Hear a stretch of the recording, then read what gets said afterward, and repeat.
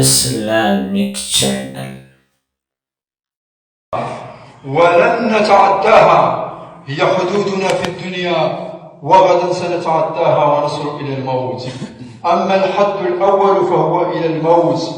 الموت أيها الأحباب الذي لم يترك صاحبا ولا حبيبا، الذي لا يفرق بين صغير ولا كبير، الذي أخرج الملوك من القصور إلى القبور، الذي لم يترك صاحبا ولا حبيبا، الموت الذي لا يفرق بين ذكر ولا أنثى، الموت الذي أخرج الناس من غيهم ومعاصيهم وذنوبهم وطاعتهم وأسكنهم القبور بلا استئذان، الموت الذي إذا ما حل ضيفا حل عليك إما أن يكون ضيفا خفيفا وإما أن يحل عليك ضيفا ثقيلا والعياذ بالله.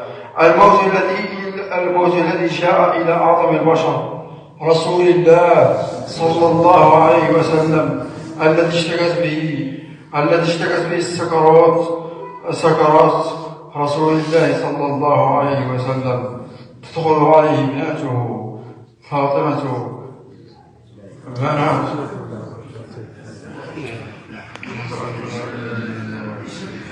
أشهد أن لا إله إلا الله، أشهد أن لا إله إلا الله، أشهد أن لا إله إلا الله، أشهد أن لا إله إلا الله،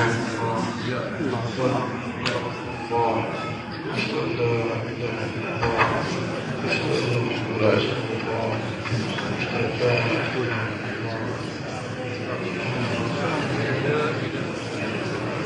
لا لا لا لا حول ولا قوة.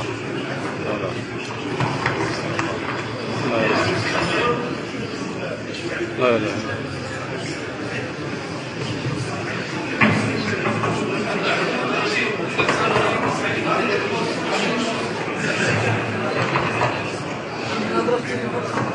واه خاص فيه الموت، باين فيه الموت.